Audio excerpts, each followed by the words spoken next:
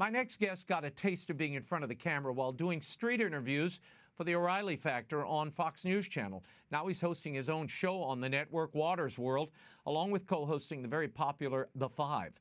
More recently, he has a loftier goal in mind. It's also the title of his new book, How I Saved the World. It's part autobiography and part commentary skewering what he calls left-wing radicalism. Please welcome to the program, Jesse Watters. Jesse, thanks for being with us. Look, I've got to start with this title. First of all, I didn't realize that you would save the world, and if this is salvation, I'd like a do-over. I'm going to have to write another book. That's what we're going to do. Because obviously the first book didn't take, Raymond, but obviously the world is mine, and that was the franchise that O'Reilly concocted. And if people read the book, they know how Bill came up with this. And he didn't really even come up with this. It was a mistake. Someone had put Watters World up on the editorial rundown board as a joke. And Bill thought he had come up with it and thought it was brilliant because it's kind of a play off the biggest box office bomb almost of all time, Waterworld with Kevin Costner. I think it lost about $250 million. So he said, all right, Watters, we're going to name this after a flop. Let's see if you can do any better than that. So that's how we got Watters World. And my wife came up with How I Saved the World. So she gets full credit. Okay, well, good.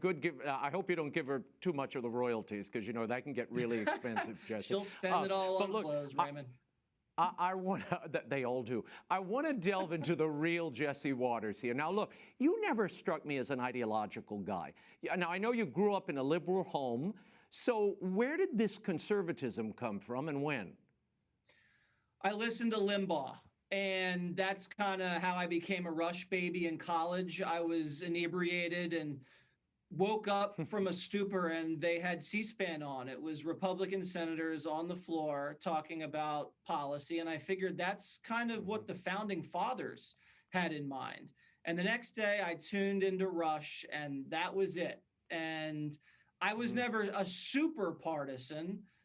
I'm more of just an American, and if things work from this side, if things work from that side, that's good for me. But Trump comes along, America first. I always liked that. I was big into Pat Buchanan in the 90s because he was all about rebuilding the American industrial base, our manufacturing base, keeping jobs here instead of shipping them overseas.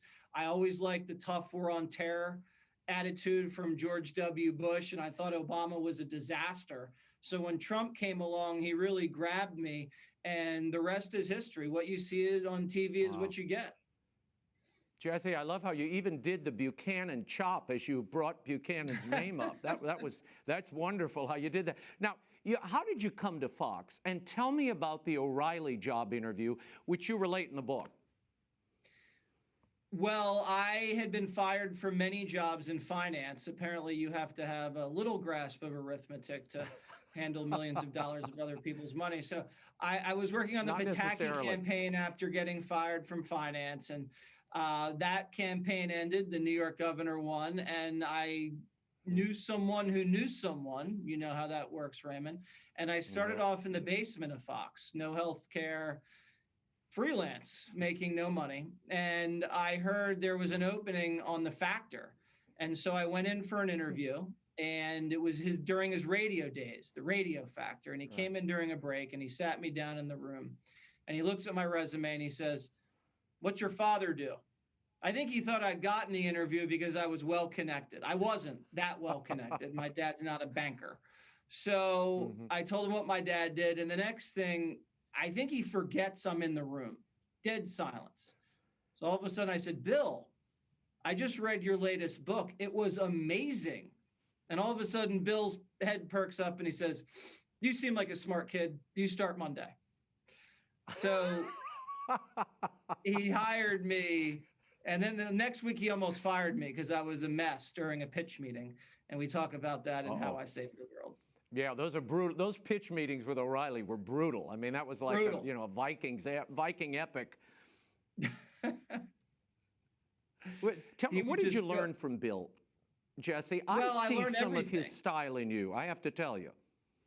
Well, just kind of being a producer for his show for almost 20 years, it's hard not to pick up on Hmm. some of the mannerisms and the gesticulations. But Bill was always a hard news guy from the beginning. You know, Right. he came up in CBS, ABC, and he was a real reporter. So it was very important that Hmm. when he delivered his opinion, as when I deliver my opinion, it has to be fact based. You have to Hmm. base your opinion on facts. And I try to do that on Waters World and on the Five. And Hmm. so that was something he taught me. And he taught me also a lot about fairness. You do want to give the other side, either guests or the Democrats, Hmm. an opportunity to just kind of say what they believe in or address the issue from their perspective. And then you can hammer them, but you got to give them a chance. So I tried to be fair. I tried to be fact based. And then in the field, he taught me everything about how to be aggressive, kick down some doors, get in people's faces. And that Yeah. was something that really started to take off when we started ambushing bad guys, judges who gave soft sentences to Right. sex offenders. And that kind of put me on the map. Yeah, well, you write in the book how those man on the street interviews and occasional ambush interviews on O'Reilly, spring break reports aside, Waters, help put sex offenders behind bars. Several states passed Jessica's laws as a result. Yeah. So, I mean, in that respect, you kind of did save the world. Well, yes. Unironically, we did save a lot of children from sexual Hmm. predators because the whole point behind Jessica's Law, which was a mandatory minimum 25 years to life for first time child rape. So a Right. lot of judges were giving perps probation or a year or Mm. two for raping children, for sexually assaulting children under 13 years old. Awful. And you got to take the discretion away from these judges who believed in restorative justice, the Soros methodology, that these guys, Right. they can be rehabilitated, but they can't. They they're Mm. recidivists, meaning they repeat and repeat and repeat their crimes. There's no healing these perverts. So you have to keep them off the street so they can't reoffend. And after this, I guess, 50 state assault on these stupid judges and politicians, we had 45 out of the 50 states eventually pass these tough mandatory minimums. And that was something I was very proud of.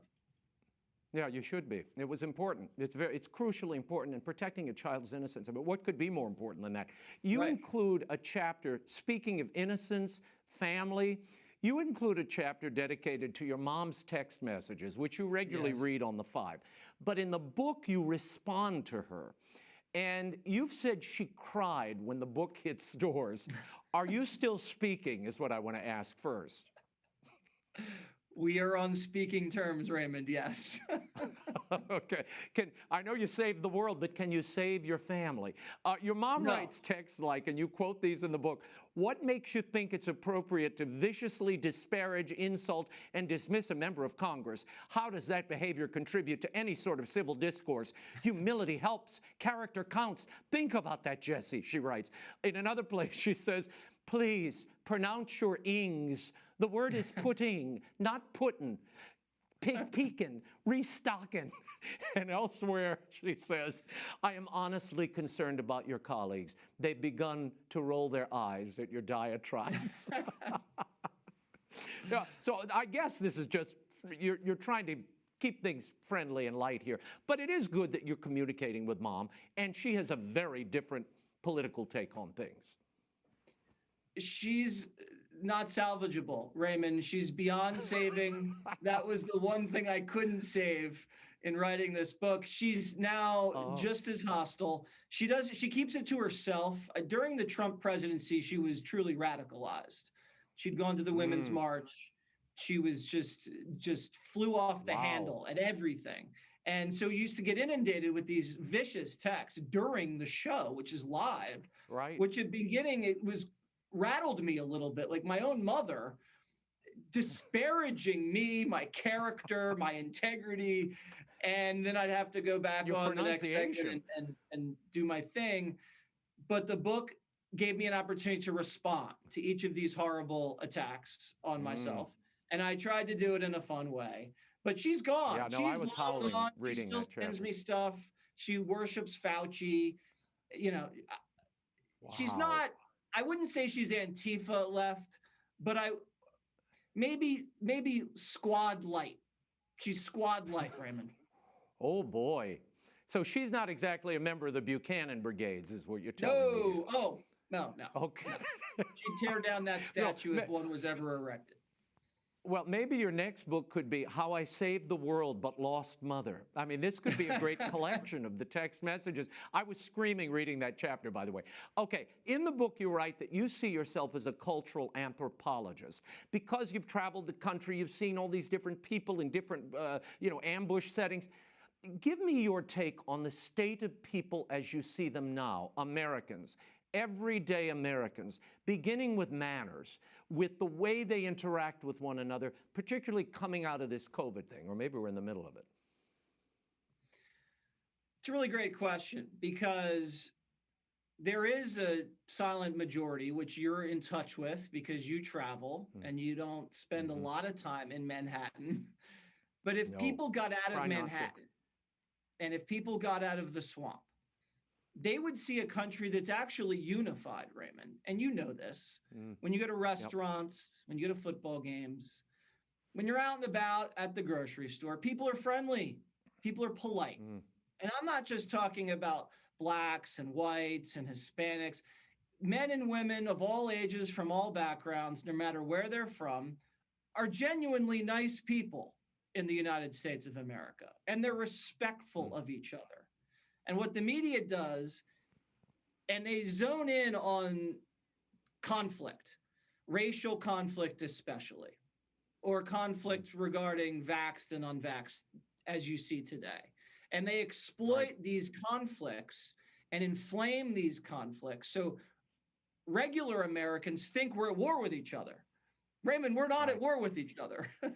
Everyone's fine. Yeah, that's true. I'm fine. You're fine. Maybe I get heckled sometimes and get called a Nazi on the Upper West Side. That's me. Most people don't get that, right? And you see that out there. But if you live in a media prism, you'd think this was 1930s Germany. You would think there are Klansmen walking around burning crosses. Nothing could be farther from the truth. Yes, there's some police misconduct in an extremely small perspective. Yes, there's, I don't want to say the word, but there's jerks. Can I say jerks to Raymond Arroyo? There's jerks out there making fools of themselves and throwing punches and acting like animals, okay? But most people aren't like that, Raymond. Most people are like you. No. Well-groomed, polite, mannered, well-educated people that just want to earn a living and go out to dinner, have a few drinks maybe watch some sports, take care of the kids, mow the lawn, get a new car. That's the kind of life we live. They want to take care of their family and their community. They want to live a nice, happy life with their families. That's it.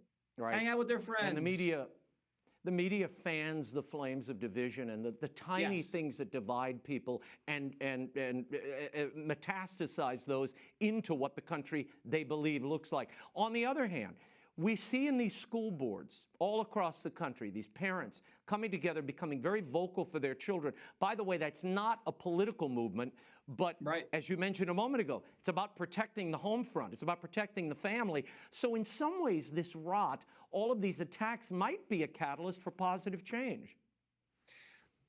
I would agree with that. And that's another good point. I hate telling you you're making these great points because it's going to go right to your head. That's two. But it is a really good point. I know. Because if people do go crazy, there's going to be a majority of people that react to the crazy. And it is a majority that are reacting to crazy. And I would guess, and I don't even need a pollster to poll this, and you know, that there's a majority opinion against critical race theory in this country, 75, 80%.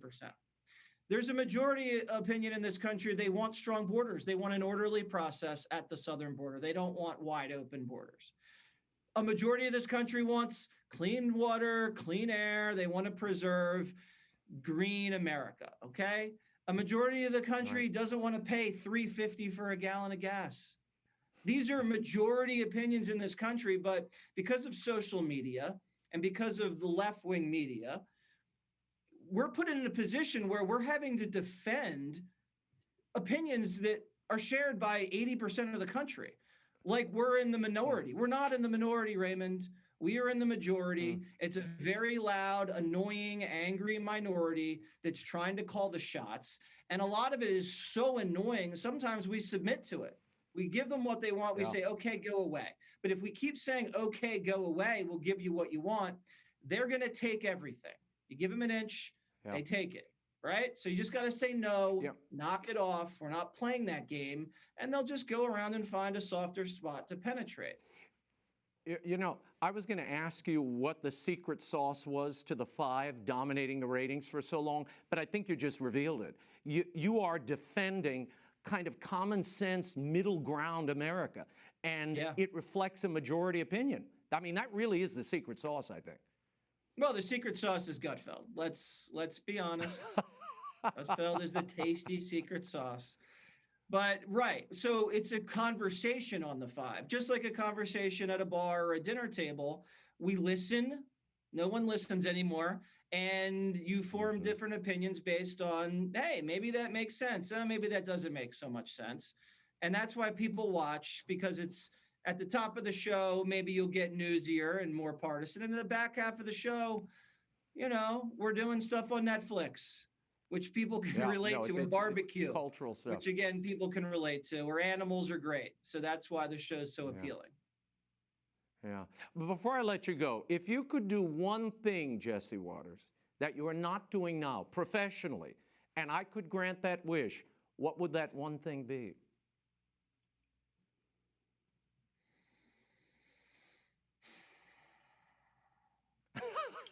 Raymond, you saved the world, but you don't have any other options for what you would be doing now? Raymond, I'm not going to answer that question because I'm not going to take the bait. Oh, come on. People are Why watching. Not? People are watching. I don't want to step on toes.